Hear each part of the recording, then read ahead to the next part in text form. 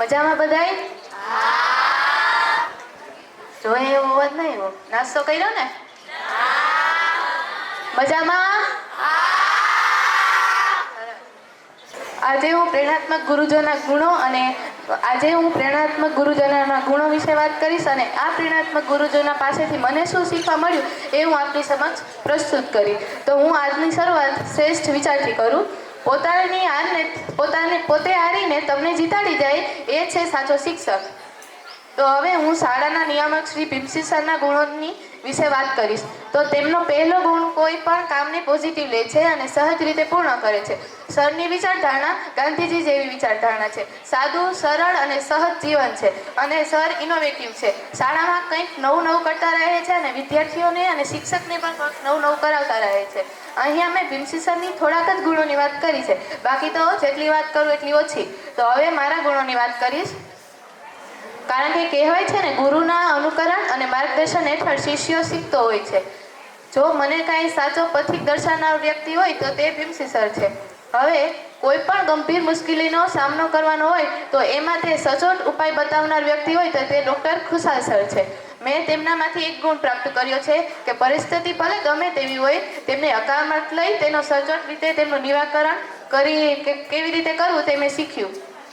હવે ત્યાર પછી પ્રાથમિકના આચાર્ય શ્રી દ્રક્ષાબેનની વાત કરું તો તેઓ કોઈ પણ નાનામાં નાના કામને બેસ્ટ કેવી રીતે કરવું તેમની ઝીણવટપૂર્વક શીખ પ્રાપ્ત થાય છે. એના પાસેથી મને એમનામાંથી એ ગુણ મળ્યો કે વેસ્ટમાંથી બેસ્ટ કેમ.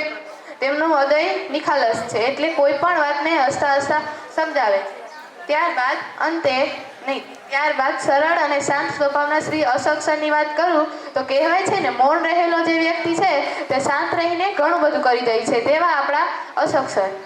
આંકડાનું કોઈ પણ ગંભીર કામને સહજ અને સરળતાથી કેમ લેવું એ એમના પાસેથી મેં શીખ્યું છે. ત્યારબાદ અમારા ક્લાસ ટીચર એવા પ્રતીક સર. તેઓના ગુણની વાત કરું તો dialogue, motivate story, serial, movie, પાઠનું અંગ્રેજી અને ગ્રામરની તો વાત જ શું કરું. એમના માટે તો શબ્દ જ ઓછા છે. તેમની મને અલગ અલગ કલાકૃતિથી ભણાવવાની રીત ખૂબ જ ગમે છે. ત્યારબાદ જ્ઞાનની એવા સાગર સર. સાગર સરની વાત તો એમનો અનુભવ ઘણા વર્ષનો છે. તેમનું નામ જ સાગર અર્થાત દરિયો થાય છે. જેમનો મને એક ગુણ વધારે ગમ્યો છે. તેમનામાં માર્ગદર્શન હેઠળ તેમના ગુણોમાંથી વધારે પ્રેરણા લઈને આગળ વધીશ. જેમ દરિયામાં પાણી ખૂટતું નથી, તેમ સાગર સરમાં જ્ઞાન ખૂટતું નથી. પછી હવે નિખિલ સર. તો તે હંમેશા નિખાલસ, મસ્તી કરવાવાળા અને તે તેમના વિષય પ્રત્યે કડકાઈથી કોઈ કામ સમય અનુસાર ન થયું હોય તો ક્યારેક રગડો પણ આપનાર. તે હાલતા ચાલતા નિરંતર ઉલ્લાસમાં અને હસતા હસતા રમતા વિજ્ઞાન પણ શીખવી દે છે અને ક્યારેક રગડો આપી દે એ ખબર ન પડે. ત્યારબાદ હવે વિશ્વ સાહિત્ય જગતનો પણ ભંડાર હોય અને લાલપુર ગામનો ખજાનો હોય એવો તો અમારું સામાજિક વિજ્ઞાન લેતા વિવેક સર. અને અલગ અલગ ન્યૂઝનું ચેનલ ચલાવીને, જેમ કે વાવડ ન્યૂઝ, જલસો ન્યૂઝ, અને એવો જ જલસો ન્યૂઝમાં તો ખરો, પણ શાળામાં આવે ત્યાંથી પાછા જાય ત્યાં સુધી મને અને વિદ્યાર્થીઓને પણ જલસો કરાવીને જ જાય. તેમાંથી મને એ ગુણ શીખવા મળ્યો કે વિશ્વની માહિતી એકઠી કેવી રીતે કરવી અને એમાં સહજ રીતે કામ કરીને સરકાર સુધી કેમ પહોંચાડવું તે તેમની પ્રેરણાત્મક વાતો પરથી જાણવા મળ્યું અને શીખવા મળ્યું. ભવિષ્યની રાહ ચિંતનાર વ્યક્તિ હોય તો તે મારા અને આપ સૌના લાડીલા એવા ચંદ્રેશ સર. તેઓ રમતા ગણિતની ગણતરી કેવી રીતે કરવી એ મને મારા પૂજનીય અને વંદનીય ગુરુજી ચંદુ સર પાસેથી શીખ મળી છે. હવે હું વાત કરીશ મૃદિતા મેડમની, જે હસમુખા ચહેરાથી અને નિખાલસથી ઇંગ્લિશ શીખવે છે અને અંગ્રેજી જેવા કંટાળાજનક વિષયને સહજ અને સરળતાથી જો શીખનાર ગુરુજી હોય તો તે ડૉક્ટર ખુશાલ સર શીલુ, પ્રતીક સર ચૌહાણ અને મૃદિતાબેન સોનગરા છે. એમનાથી મને એ ગુણ શીખવા મળ્યો કે શરીર તો નિરંતર રહેવાનું જ છે, પણ આનંદ અને ઉત્સાહથી ઉત્સવપૂર્વક કેમ જીવવું તે શીખવા મળ્યું.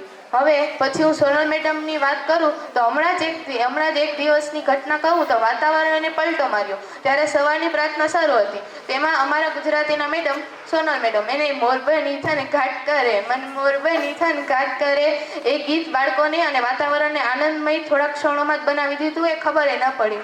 અને હાર્મોનિયમ સિવાયના તેને બાદ કરતા સંગીતના બધા જ સાધનો તે સરસ રીતે વગાડે છે અને તેના કોકિલ કંઠથી અમને ક્લાસમાં અને ક્યારેક પ્રાર્થના પર લાભ મળે છે. એમાંથી મને એ શીખ મળી કે વર્તમાનમાં શરીરને જીવંત રાખીને કેમ કામ કરવું અને વર્તમાનમાંની માહિતી મેળવી કેમ એ તેમની પાસેથી મેં શીખ મેળવી છે. ત્યારબાદ રજાક સર, તે ભણાવતા ભણાવતા આરે જોક્સ, તેમના ક્લાસમાં બધાને મજા આવે તેઓ દયાભાવી છે. જે નબળા વિદ્યાર્થી છે તેમને વારંવાર શીખવે છે, રિવિઝન કરાવે છે, તેમને બોર્ડલક્ષી માહિતી આપી પ્રેક્ષિત કરે છે. તેમનું ભોળાપણું, નિખાલસતા એ મારા જીવનમાં મેં ઉતારી છે.